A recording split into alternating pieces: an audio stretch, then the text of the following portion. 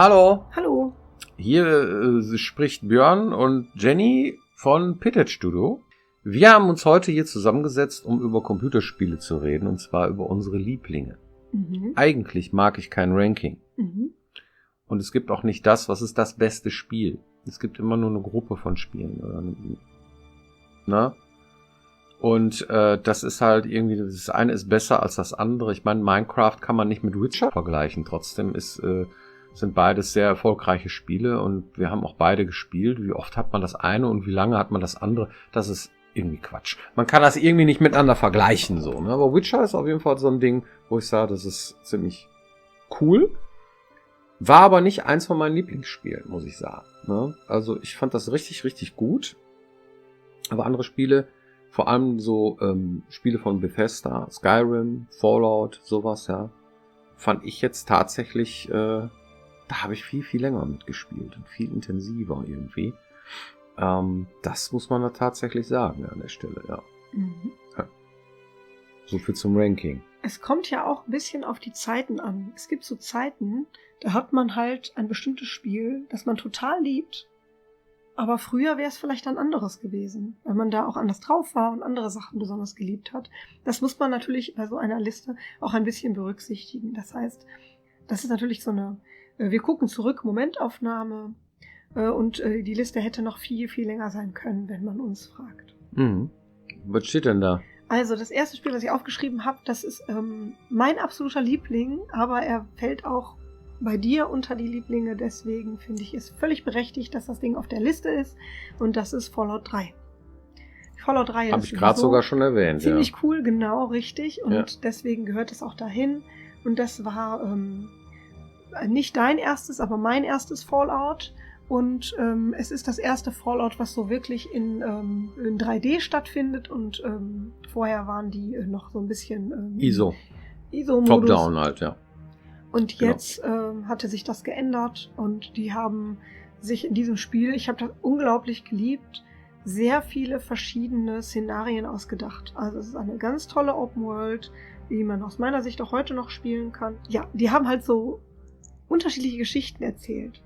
Es gibt, weiß ich nicht, Geschichten mit irgendwelchen Ghoulen, die miteinander rivalisieren. Dann gibt es irgendwie Geschichten, allein die erste Stadt, wo dann so irgendwie so eine Atombombe mittendrin liegt und man nicht weiß, ob das Ding geht oder nicht. Ja. Dann gibt es so ein Schiff mit so Geheimnissen. Es gibt halt auf einmal so ein Fantasy-Teil mit so einem Baum, und es gibt halt unglaublich viele unterschiedliche Geschichten, die da erzählt werden, die sehr gut gemacht waren und Spaß gemacht haben. Das Spiel hat dann immer wieder überrascht, hatte eine sehr schöne, offene, postapokalyptische Welt, also nicht im Sinne von hübsch, sondern von macht Spaß, und das Pacing war gut. Also unterm Strich würde ich sagen, war das ein unglaublich tolles Spieleerlebnis, das so toll war, dass wir es auch immer mal wieder gespielt haben.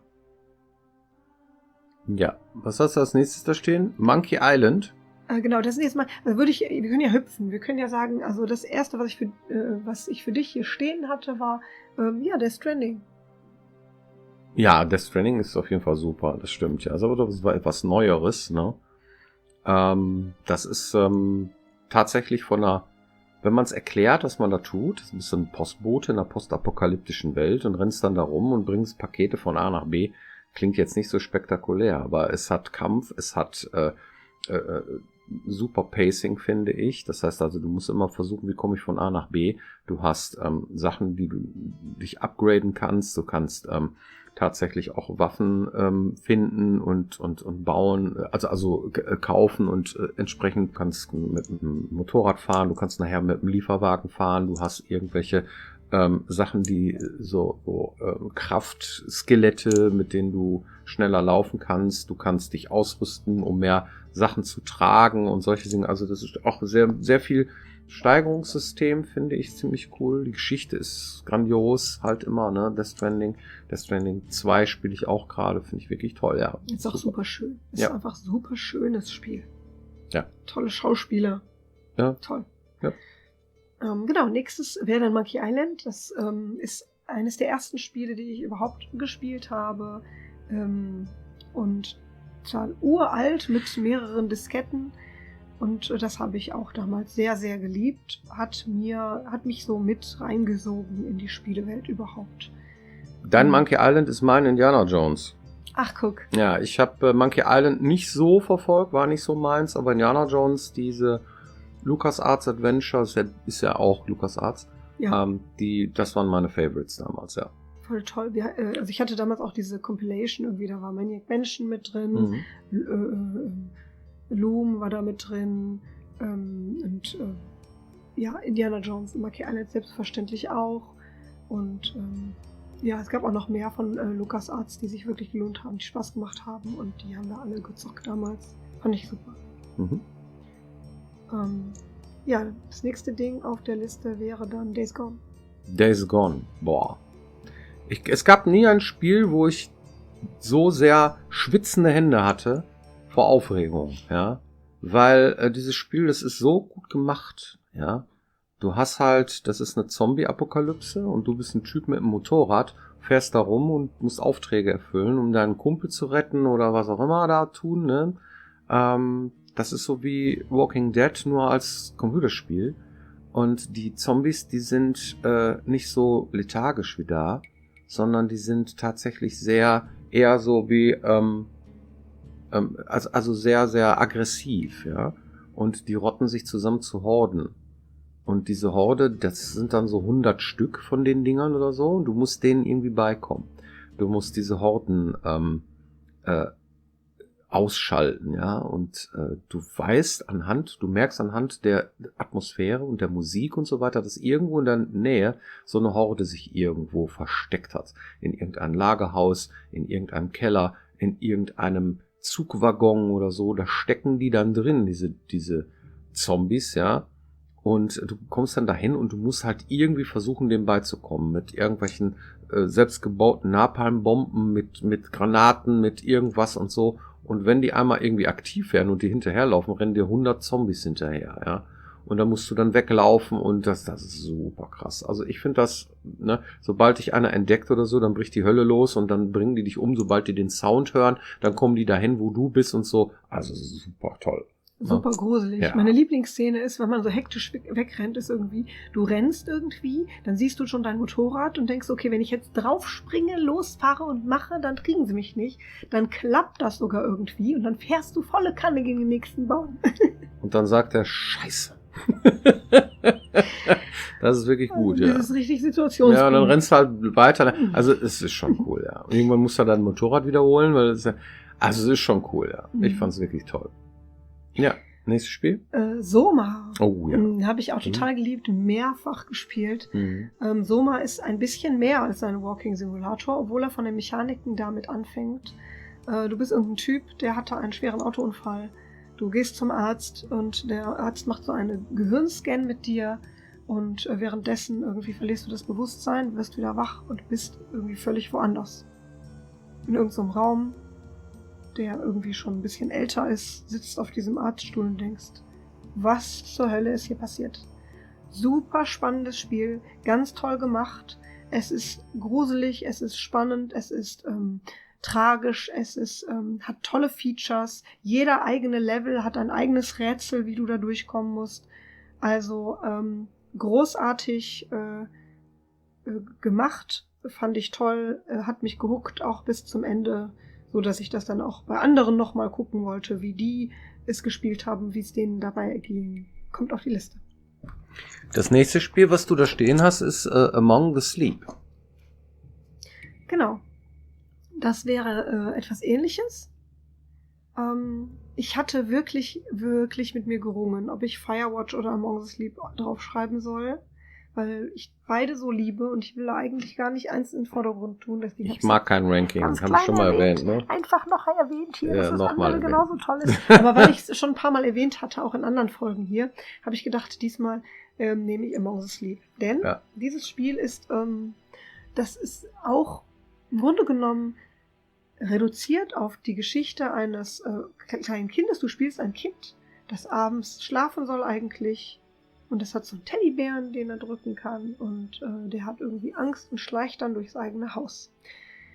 Und das ist so gut gemacht. Also was die wirklich toll gemacht haben, ist mit Sound und so Kleinigkeiten zu arbeiten. Das Spiel ist super gruselig und unheimlich. Da hat eine ganz tolle Klangkulisse, die es sich wirklich lohnt, laut anzuhören. Und da fühlt man sich sofort rein, wie sich dieses Kind fühlt, bevor es sich gruselt. Und genau darum geht es auch in dem Spiel. Und das ist richtig toll gemacht. Ich liebe sowas. Das ist sehr, sehr atmosphärisch. Es erzählt auch eine schöne Geschichte bis zu Ende. Hat tolle Bilder dabei. Und ja, das hat mir so viel Spaß gemacht, dass ich auch dieses Spiel mehrfach gespielt habe. Ja, und dann steht da Deus Ex. Das ist natürlich großartig. Deus Ex ist damals schon Deus Ex 1, habe ich letztens sogar noch gespielt.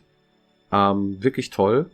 Gibt einen zweiten Teil davon, dieses Invisible Wars. Das war ein bisschen abgespeckter, ein bisschen so B-Movie-Style, so. Fand ich aber auch ganz okay. Ja, und dann gab's halt die Reihe mit Adam Jensen, das heißt Human Revolution und Mankind Divided. Die beiden Spiele, großartige Spiele. Das gehört einfach auch zu meinen Highlights, da muss ich einfach sagen. Deus Ex ist toll. Auch Spiele, wo man so ein bisschen schleichen kann und so und wo man dann also sich oft entscheiden kann, wie man etwas löst, und das bringt natürlich dann auch sehr viel Immersion und Möglichkeiten, die einfach Spielspaß bereiten. Skyrim hatte ich gerade schon erwähnt, ne? Habe ich jetzt auch schon 3-mal durchgespielt oder so, einmal sogar in VR. Das ist richtig krass. Ne? Also in VR irgendwie mit Pfeil und Bogen gegen einen Drachen anzutreten, das ist schon wirklich großartig. Ja, das war eins der, wenn nicht das größte Computerspielerlebnis, was ich hier hatte. Das fand ich wirklich krass. Auch wegen VR vor allem. Ne? Das ist wirklich toll. Ja. Dann fühlt man sich nochmal ganz anders eingesogen in das Spiel. Ne? Ja. Plötzlich mochte er Lydia leiden, obwohl die eigentlich nichts sagt. Das ist schon ein Phänomen. Ja. Sie war halt echter. Dann als letztes noch zu erwähnen Descent. Ja, das ist ein Spiel, wo du in Dungeons rumfliegst mit einem kleinen Raumschiff und Roboter kaputt schießt. Roter Schlüssel, grüner Schlüssel, blauer Schlüssel, Reaktor sprengen, raus. Das ist das Prinzip, total billig, aber ich fand's großartig. Super inszeniert, vor allem Descent 2 fand ich richtig toll und spiele ich teilweise heute noch. Muss man dazu aber auch noch sagen, dass du dieses Spiel gespielt hast, ohne den Original-Soundtrack, sondern du hast dabei immer Typo Negative gehört. Das war tatsächlich sogar auf der CD, Typo Negative. Hä, wie cool ist das denn? Ja, die haben Skinny Puppy und auch noch andere irgendwie Heavy Metal Bands und Gothic Bands und so auf Links gepackt. Und da war auch Haunted drauf von Typo Negative, sonst wäre ich nie auf die Idee gekommen, ja. Tatsächlich. Das gehörte zu Descent 2, zum Soundtrack vom Spiel Descent 2 gehörten die dazu, ja. Wieder was gelernt. Ja. Ja, cool. Da sind noch mehr Spiele, ne? So was wie System Shock und Mana und also Phasmophobia. Phasmophobia auf jeden Fall auch. Also die Liste, die müsste man eigentlich noch länger machen, und Ranking finde ich generell nicht so. Naja, vielleicht machen wir ja noch mal eine. Ja, vielleicht machen wir noch eine. Okay. Ja, schreibt gerne eure Lieblinge unten in die Kommentare Mask of Eternity. Oh ja. Wenn ihr noch welche habt. Final Unity. Wir stellen auch regelmäßig welche vor auf unseren Social Media Kanälen. Da haben wir so eine Reihe. Und ja, sind wir gespannt, was ihr so liebt. Sanitarium. Auch. Ja, vielen Dank. Bis denn. Also nächste Woche wieder hier. Pittestudio TV. Genau. Dankeschön. Bis dann. Tschüss. Lands of Lore. Ja. Auch total gut.